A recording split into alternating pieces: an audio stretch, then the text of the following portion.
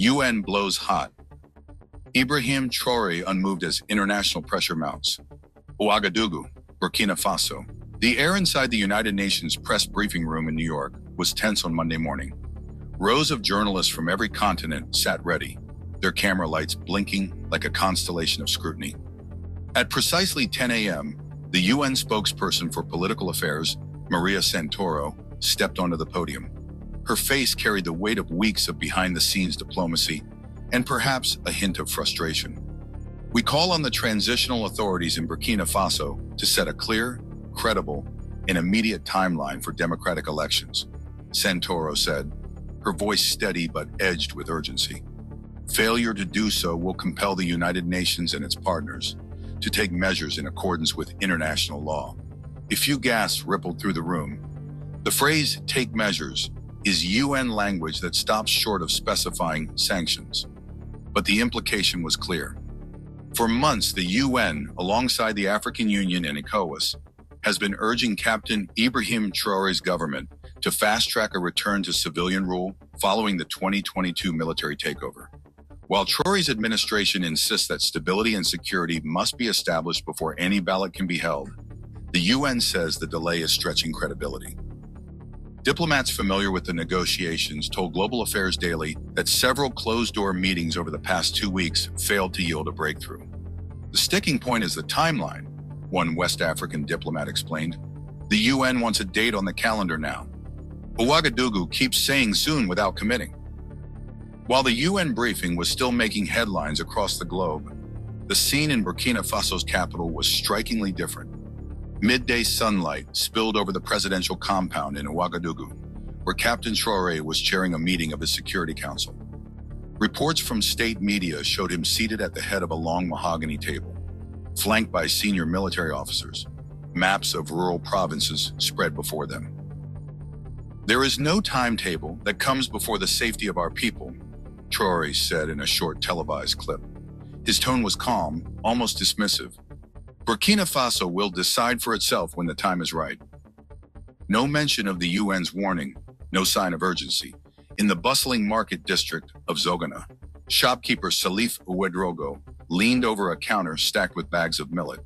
"Elections," he scoffed. "If the soldiers can bring peace to the villages, then they can take their time." But across town, at a small cafe near the University of Ouagadougou, political science student Awa Sawadogo saw things differently. "The longer we wait, the more democracy fades," she said, her notebook open to a page covered in underlined quotes from past African leaders. Security is important, yes, but it shouldn't be an excuse for staying in power. Sources in New York and Geneva confirm that UN envoys have been in regular contact with counterparts from ECOWAS, the African Union, and the European Union to coordinate a joint stance. The idea is to present a united front so that any measures, if they come, will carry more weight. An AU official speaking on condition of anonymity hinted that options being discussed range from targeted financial restrictions on certain officials to limitations on military aid. "We are not there yet," the official said, "but the language today is meant to signal that patience is running out." In Abuja, Nigeria, ECOWAS Commission Chairperson Dr. Omar Touré held his own press conference, carefully echoing the UN's tone. "Burkina Faso remains a valued member of our community," Touré said, "but commitments to democratic governance are not optional. We encourage our brothers in Ouagadougou to demonstrate goodwill and set a date that reflects the aspirations of their people."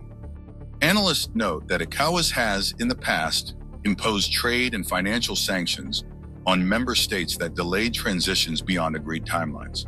But in this case, the bloc has so far leaned toward persuasion, mindful of Burkina Faso's ongoing security challenges.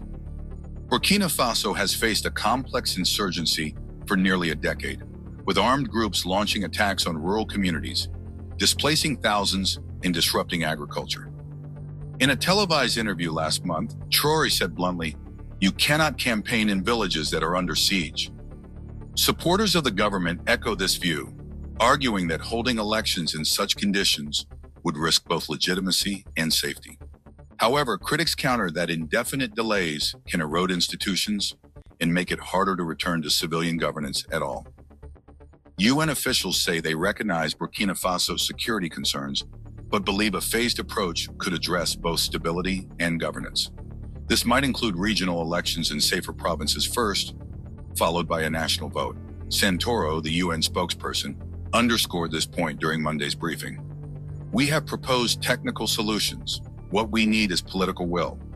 The phrase political will has become a refrain in international diplomacy, a polite but pointed way of saying that the ball is in the other side's court. Political analyst Dr. Yacouba Konate of the University of Abidjan warns that both sides risk hardening their positions. If the UN escalates too quickly, Ouagadougou may simply dig in and turn to other partners, Konate said. But if Traoré waits too long, he risks losing the moderate voices at home who want a peaceful transition. Whether the standoff ends in compromise or confrontation will depend on choices made in the coming weeks, choices that could shape Burkina Faso's political future for years to come. Thank you for joining us. Please subscribe for more wonderful news to come. Bye for now.